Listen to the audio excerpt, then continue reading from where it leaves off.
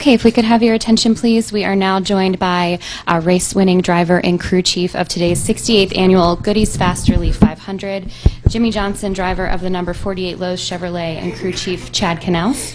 This is the fourth victory and 15th top 10 finish in 2016 for the team, and they will now advance to the championship four. So, gentlemen, congratulations, and just talk us through your race this afternoon. Thank you. Just obviously an amazing way to finish the day, and get a win here to get our ninth clock to win at Martinsville in the fall from the Hendrick Motorsports side is a very meaningful victory for us. So a lot of emotions are all coming together, and obviously the bright spot and the shiny spot in all this is that we've got a shot at a championship. So we're fired up and ready to go. I'm very, very excited for the next couple of weeks, and certainly ready to go to Homestead and race for this thing. Okay, Chad, if you could also share your comments as well, how you're feeling heading into Texas after today's win. Yeah, extremely excited, obviously. We were really pumped up to come in here with the 4888 shop and everybody at Hendrick Motorsports. We had an opportunity after winning when we did in Charlotte to really focus on this race, to come in here with the best product we possibly could, and it was good. You know, we established ourselves as I think a contender early, running in the top 10, and then we had some problems, and Jimmie did an amazing job being able to go out there and navigate back up through the field and get back up towards the front, and then we caught a timely caution and made some good adjustments on the race car, and Jimmie did awesome early on in that last stint, and was able to get the lead and go out there and do what we did. So it was a great day, a lot of fun. We really enjoyed it.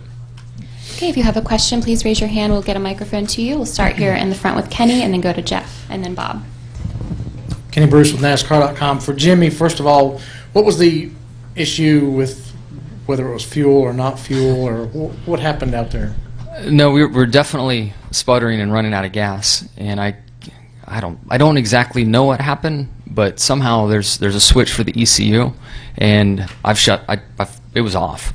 So when I saw the fuel pressure fluctuating, the engine sputtering, I don't know, I was reaching around and I hit the switch and shut the ECU off, which cut the power off of the car. So then I came to a stop, and in my mind somewhere there was a voice saying recycle the power of the car. So I shut the main power off, counted to 3, which I'm sure was only about 1 second instead of 3, turned it back on, and then, you know, in my mind, I'm like, okay, all switches on, and I went through my checklist, and I saw that the most important switch was off.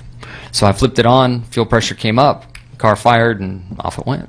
So then it was, you know, hopefully pit 1 or 2 laps from then, and it went like 5 or 6, and was really scary, hoping that I could maintain solid fuel pressure. But I just kept coasting and shutting the engine off, and I was able to stretch it. For Chad, is there any different that you guys will lean on your teammates for going forward than you would have under any other circumstances? I don't think there's a whole lot that you can do other than, whoa, I just sorry about that. Let's start over.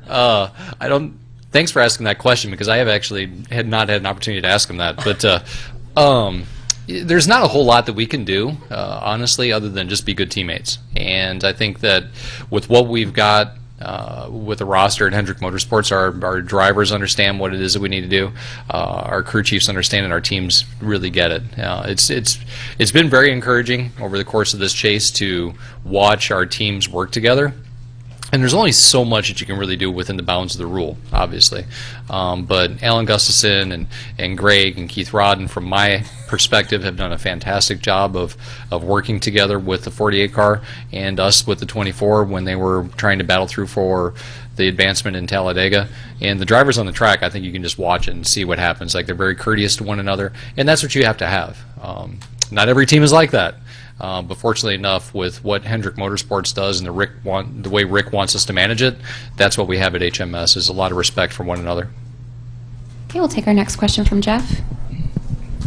Jimmie, the other day you were in here and you said that there's no favorites, that anybody could win the title out of the 8. You seem like a favorite to me at this point. What's your mindset going to be going to Homestead with all the experience you have, and how are you going to, or are you going to play mind games with those who may dare to face you guys? No, I'm just going to do my thing. I mean, if that does something other than sweet, but we've got one race and at a track we haven't won at yet that we assume we're going to have to go down there and win at. This chase, us last year being eliminated at Dover was hard to grasp. The 78 not being a part of the final 8 is hard to grasp this year. So that's where it's just hard to pick a favorite. I felt like today was going to be a good points day for us. We had chasers with trouble. We got a timely caution, restart 4th, get by those guys, and now we've punched our ticket and are in great shape. I don't know who the other 3 will be, so at this point it's really difficult to pick a favorite. And I still think it's going to be hard to pick one going down there. Really do.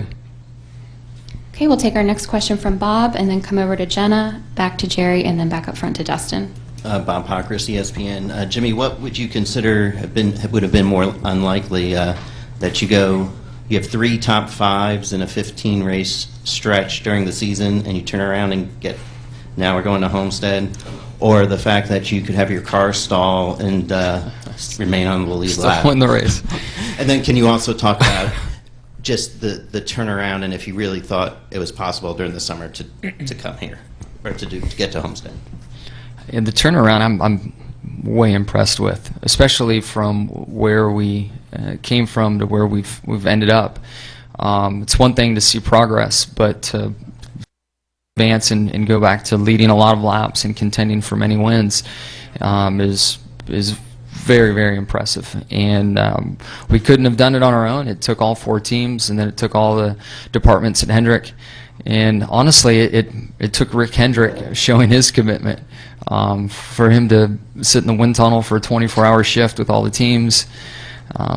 His commitment, and he didn't have anything to do, or he couldn't help being in that wind tunnel, but his presence there and the message that sent to the organization.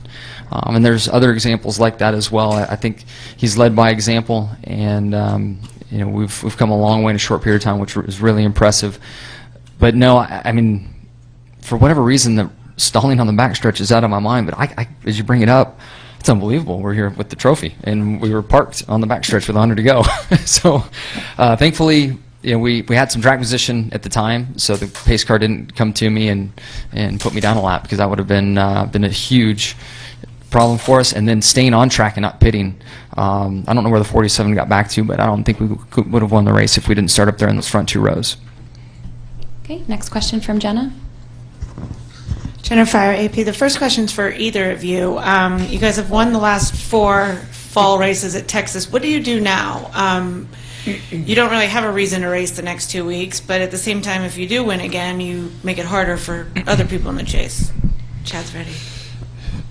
Yeah, it's unique. It's unique, right? Obviously, because that is one of our favorite racetracks. So we're encouraged to go there. I really do want to go win that racetrack because it's such a great Jimmie vintage 48 style racetrack. The tires fall off, there's a lot of moving around, there's pit strategy, there's track position, there's driver line commitments, there's a lot of things that play into that race, which is a ton of fun for us. But that being said, we need to now sit back, look at our car allocation, and make sure that we're taking the best product that we possibly can to Homestead. So when I get to the shop tomorrow, we're going to get together and we're going to look at what it is that we've got. We might make a quick decision and maybe make a change, but I don't think there's going to be a big change, because I think that we've got a bunch of good, really, really good race cars to take to Homestead. So we go to Texas and we try to do the best that we possibly can for Lowe's and all of our corporate partners and everybody on the 48 team, because if we can go and we can run in the top 5 at Texas and run in the top 5 in Phoenix, that just shows the strength of the team, and it brings us into that last race with a little bit of high stepping. Do you have something? Well, just the big takeaway for us over these next 2 weeks could be momentum, and if we can run up front or win again, I mean, that's just huge momentum for the team. So that's the big thing we have on the line that could work for us going to Homestead. And as you said, inevitably, the talk about 7 now. follows you guys, and I assume you don't want that to be an all-encompassing thing. So what do you do the next 3 weeks? Do you not do any media? Do you just, like, and I both want you to talk about that. Like, how do you handle that? Because it's right here for you now, and it's still 3 weeks away. It is 3 weeks away, but I feel like, at least now, an hour into it, it's a lot different than if I was sitting here with the old format. And we're going to have 4 drivers with the same points value starting that race, and it's going to be different. There's nothing to protect. We're all at a tie, and it's just go out there and lay down your best work. So I think that will be helpful from a stress management standpoint and thinking of what could possibly happen. I'd love to do it, and just honestly just thrilled to have a shot at it. I mean, that's all you can hope for, is just to have a shot at it. How do you handle it? Yeah, I don't know. I'm excited about it. I'm not really. I hear and I see a lot about 7, and I'm not. You've asked me a lot of these questions in the past, Jen, honestly, and I'm not worried about the 7th. I'm just worried about the next, and that's what I want to do. Is I want to go out there and put our best foot forward as a team, and go out there and try to do the best that we possibly can to win the next championship. I'm not worried about the 7th or the 8th. Okay, we'll take our next question from Jerry and then come up to Dustin. Jerry Jordan, Performance Racing Network, Kicking the Tires, and great minds think alike, because that was the question I was going to ask Jana. Jimmie, you've had some gremlins that have hit you at Homestead in the past, and that's got a will in your mind. How do you deal with that going into that race, knowing that, okay, I've got a shot, as you said, you're resetting the points, but I've got to get past these things that have plagued me in the past? Yeah, I mean, yes, there have been a few bad memories down there, but I've got 6 really good ones. So I'm going to go with those. I'll play that card.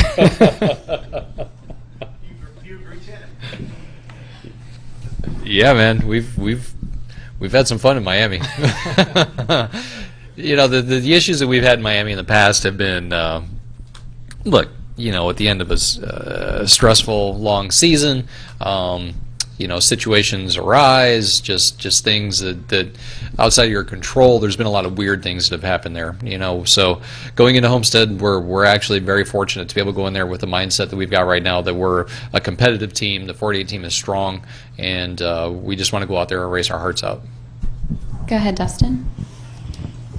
Dustin Long, NBC Sports. A couple questions. One for Jimmie, one for Chad. Jimmie, Denny Hamlin was kind of expressed some frustration. I'm sure you got a sense of that during the race. He talked about after the race about New Hampshire and some of the contact there. Then he said, hey, look, I raced Jimmy hard at Charlotte, but he had expressed frustration with feeling like he'd come up on you today and felt like you'd raced him hard. If you can just kind of talk about that and if things have been kind of building. And Chad, my question for you is, did you ever get an answer or figure out how a car that stopped under the caution restarted behind cars that stopped under green? Why don't you go first?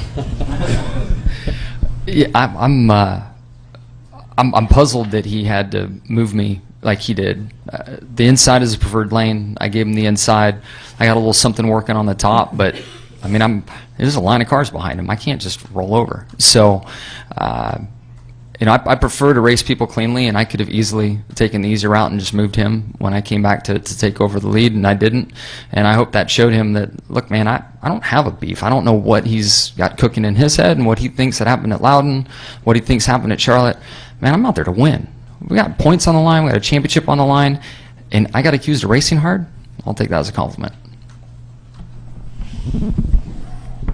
I was surprised about that Denny comment, because I thought that you guys raced really cleanly, so I was shocked. I thought the end of the race went well. He was talking more about the round lap 200, not the When I gave him the inside of the racetrack, the preferred line for 5 laps. It's like, go ahead. Here's the preferred line. I'd like to be there, but I'm not. Good, take it. And I get moved. And so, yeah, that was weird. Nonetheless, so yeah, I don't know what happened yet. I'm looking forward to this week to have an opportunity to talk to Richard or Steve or Scott or the guys in NASCAR to understand what went on there. I mean, I know that it's a challenge, man. When you've got 40 cars going around a half-mile racetrack and people start to pit, and one guy's 12 seconds back, the other guy's 3 seconds back, but it's still very, very confusing to me right now. So I really don't want to talk a whole heck of a lot about it, because in my little world, I have one perspective, and they're up, in the DJ booth up there on top, so they can see what's going on. So they have a better perspective than I, so I'm sure I'll get some clarification. But right now, I'm happy as hell we won the race. How's that? Okay, we'll take a follow-up question from Bob and then go to the back for a couple questions. Bob Hocker, CSPN. But Jimmie, did you have much damage from? I mean, they had to come in and fix the car after the contact with Denny, and then you also had some contact with Amarola, I think. Did you feel that any of that contact was race threatening? It didn't help. The contact with Denny, when my left front, when I hit him as he was going by, it moved my steering, so something in the steering did bend. The deal with Eric, I guess we touched tires. I had no intentions of getting into him. We touched tires, and the tires kind of make the vehicle jump and climb up on one another. And that also happened with the 47 off of turn 2. I got inside of him, and I guess with the soft front fender I had from the damage, it made it easier for the right front to get into somebody's left rear. And that happened twice, where I was literally stuck on somebody and climbing up the side of them. So glad it didn't do more damage than that. Okay, we'll go to the back for a question, please. This one's for Jimmie and Chad. James Pike from Race Chaser Online and the Performance Motorsports Network. There have been days where you guys have come here and you guys have been dominant, but this was not one of those days. You guys had to beat fenders out, and you had the whole fuel issue, and you guys still come back, you win, you clinch your spot to the Final Four. With everything that you guys went through today, does this make this win maybe a little bit more special than some of the other wins you guys have had here? Gosh, they're all very, very special. To be here in the fall and pay respect to the people that we lost in the plane crash is one aspect when we show up here. To see Rick in victory lane and to have a few moments talking about little Ricky and his brother and the plane crash and the people that were on it. I mean, there's just a moment there that we always take for ourselves. I'm not sure if others do, but it definitely hits something inside of us that lived through that. And then to punch our ticket and know that we've, the chance at 7's alive is pretty damn awesome. Any final questions for Jimmie or Chad? Okay, we'll come up here to Jenna.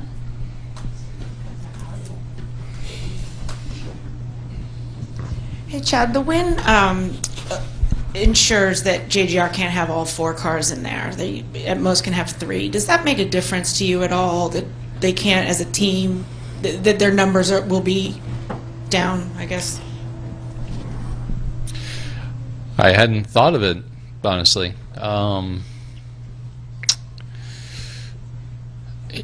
No. I mean, I hate to say it like this, but I really don't care who we're racing, because anybody that is in this stage of the game has the potential to go out there and race really, really well, or manipulate the outcome of the race by pit strategy or anything. All the elements. If you've made it to the final 8, you're capable of winning the championship. So they're definitely all good competitors. Okay, do we have any final questions for Chad? Okay, go ahead, Bob, and then we'll finish in the back with Mike.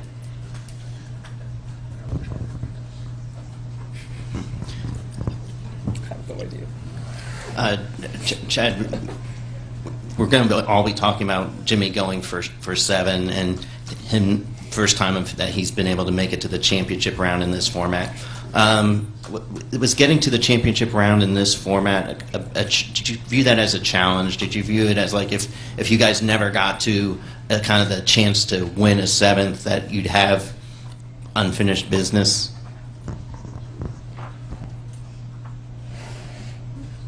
Wow. Right. Kind of like what I said earlier, it's not about the 7th. It's not about... How many wins do you have? 79. Thank you. There it is. It's not. I mean, I hate to be that broad about it, but it's not about the numbers. It's not about 7. It's not about tying Dale. It's not about tying Richard. It's not about beating Dale or beating Richard. It's not about beating Jeff for the most wins or however many wins he's got. Like, I think you guys miss what we're about, and that's, we want to go win Texas. You follow me? We want to go win Homestead. We want to go win Phoenix. Like, and then guess what? In a few months, Daytona's rolling around. We want to go win that one too, and that's the way that we approach every single race. It's not about, you know, what we're ellipsing. Okay, we'll take our final question from Mike. Mike Neff from FrontStretch.com. Chad, we've heard you before when you have questions about a NASCAR decision, sometimes get on the radio and say if NASCAR is listening or voice your displeasure over the radio. Is that something that you've experienced in the past with NASCAR, that they listen to you and that's how you get that across, or is that just your way of venting some frustration? They don't listen to me, but they might be listening. Does that make sense? There's two different things, right? You know, like you can hear Jimmy, but do you really hear Jimmy? You know, I mean, it's like, you know, I guess white man can't jump quote, but it's yeah, man, I'm just putting it out there because really with the way the structure is inside the garage or the pit road area is now, to talk to a NASCAR official and then have him try to relay something to the tower, it's just really not even worth your time because there's too much noise, there's too much going on, trying to locate that official, and then making sure that your message actually is conveyed properly to the people up there. It doesn't work out. And he does the same thing, you know, he'll be like, NASCAR, you guys need to pay attention to this, you know, so they listen to a lot of people. And, I mean, heck, you guys tweet it all out anyways as soon as we say it, so we know they follow tweets, so it's getting up there to them. Okay, gentlemen, thank you for your time. Congratulations and good luck at Texas.